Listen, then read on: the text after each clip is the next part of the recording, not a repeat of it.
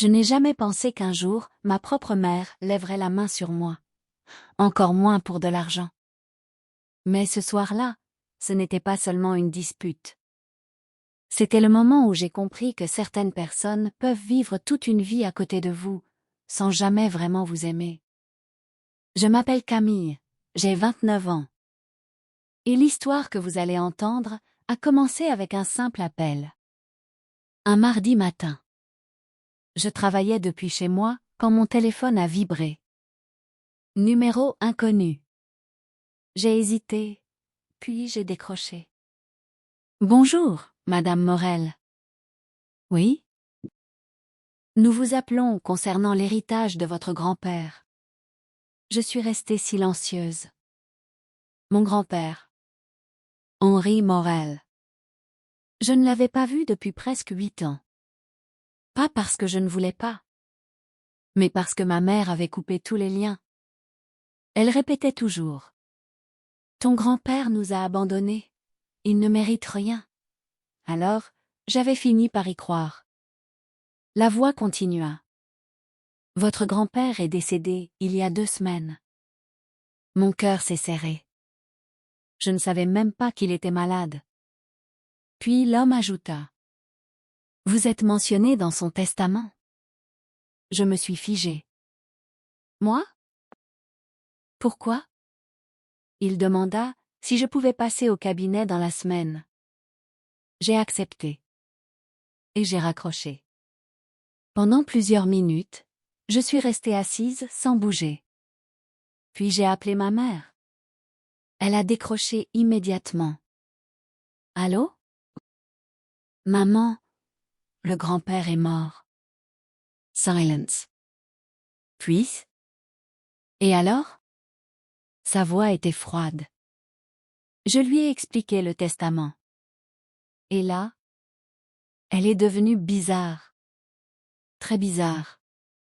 À quelle heure est le rendez-vous? Pourquoi? Je viens avec toi. Je n'ai pas compris. Mais j'ai accepté. 2 jours plus tard.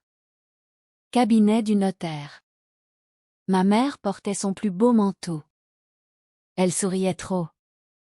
Comme quelqu'un qui attend déjà quelque chose. Le notaire ouvrit le dossier. Puis il nous regarda.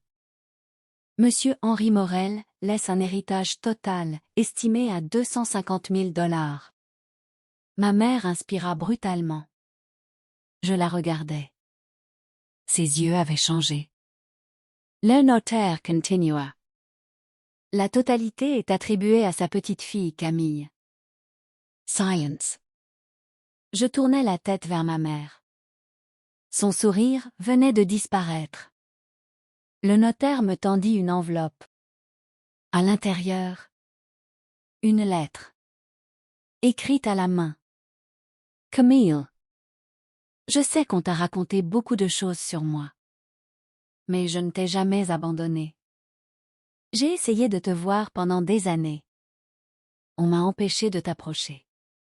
Je ne te laisse pas cet argent pour acheter ton amour.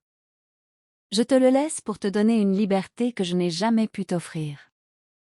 Prends soin de toi. Pardon d'être arrivé trop tard. Grand-père, mes mains tremblaient.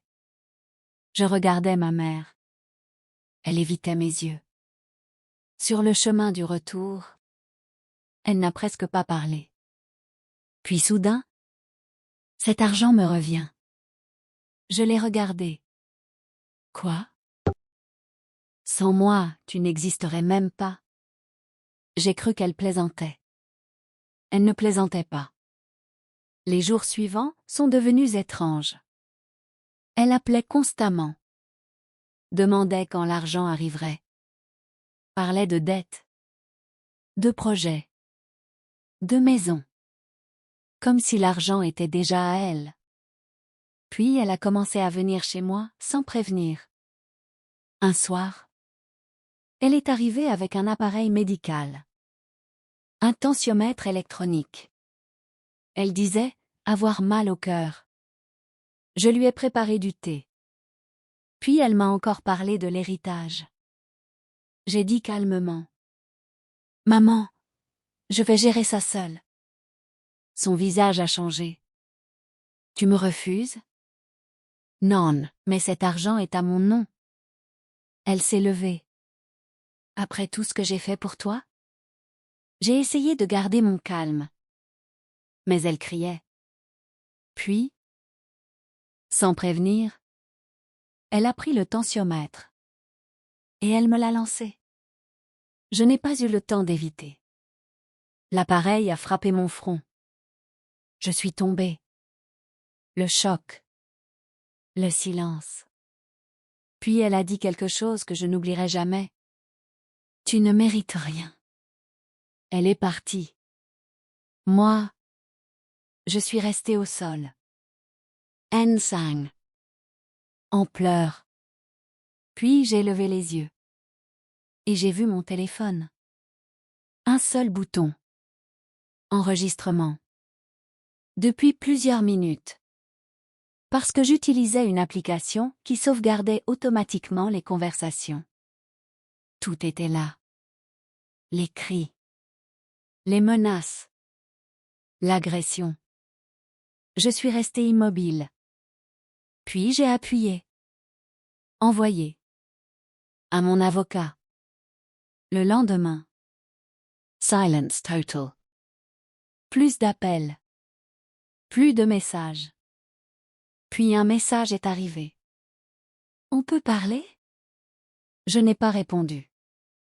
Encore un. Je suis désolée. Puis, supprime l'enregistrement. Là. J'ai compris. Elle n'était pas désolée. Elle avait peur. Quelques semaines plus tard, mon avocat m'a appris autre chose. Mon grand-père avait essayé pendant des années de me contacter. Cartes. Cadeaux. Lettres. Tout était resté chez ma mère. Jamais envoyé. Jamais remis. J'ai pleuré. Pas pour l'argent. Mais pour le temps perdu. J'ai utilisé une partie de l'héritage autrement. Pas pour une voiture. Pas pour impressionner les autres. J'ai acheté une petite maison. Calme. Simple.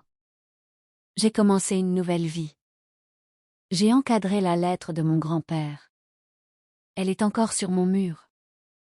Ma mère a essayé de revenir plusieurs fois. Mais certaines portes, quand elles se ferment, ne s'ouvrent plus pareil. Je lui ai pardonné pour avancer. Pas pour oublier. Aujourd'hui, quand quelqu'un me demande « Qu'est-ce que tu as fait avec 250 000 $? Je réponds « Je n'ai pas acheté quelque chose. J'ai acheté la paix. Et parfois, c'est la chose la plus chère au monde. »